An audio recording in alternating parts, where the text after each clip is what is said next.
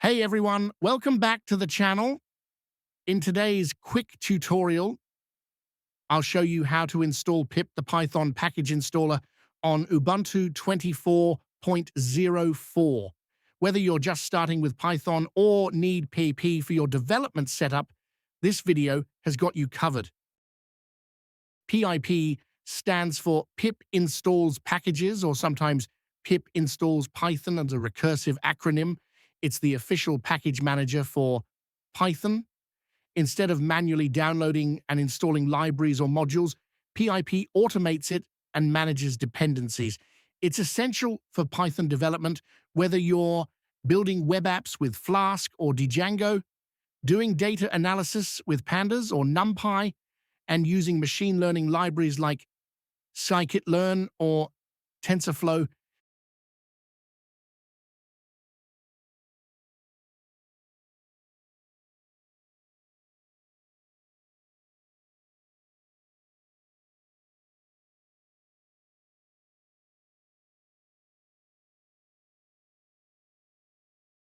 First, let's make sure Python is installed. Open your terminal and run this command.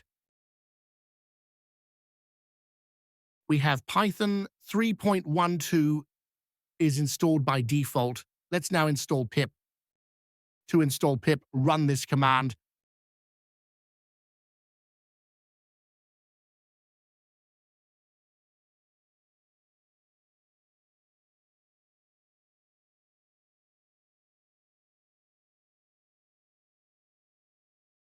To make sure everything installed correctly, type the following command. It will show you the version number of pip. And that's it. You've successfully installed PIP on Ubuntu 24.04. Now you're ready to install Python packages. Let me install the Beautiful Soup for package. The Beautiful Soup for Python is a powerful library used for parsing HTML and XML documents. It provides Pythonic tools for navigating, searching, and modifying a parse tree, which is particularly useful for web scraping. This approach has failed. When you use pip to install Python packages globally, you may encounter this error. The issue arises because you're attempting to run pip globally on a system where Python is already managed by a package manager.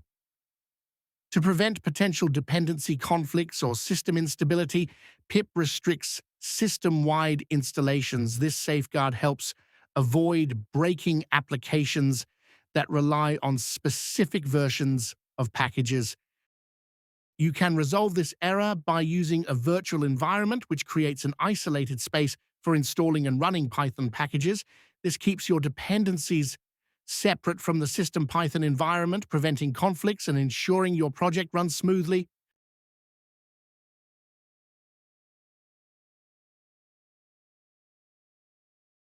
Next, we'll create a virtual environment named test environment for this demonstration. The command creates a directory named test environment, which includes subdirectories and configuration files needed for the virtual environment. To activate the virtual environment, run this command. Let us try installing the package again. This time it has worked. Also notice that the prompt has changed with the virtual environment name in parenthesis. You can view more information about an installed package using this command. To list installed packages, just run this command.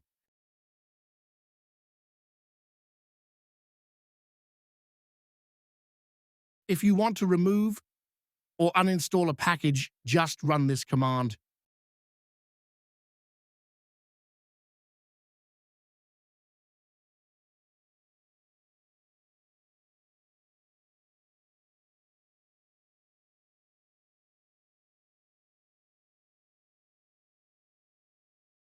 Once done with your Python project, you can exit the virtual environment by deactivating, then you can activate it later using the command I showed you earlier.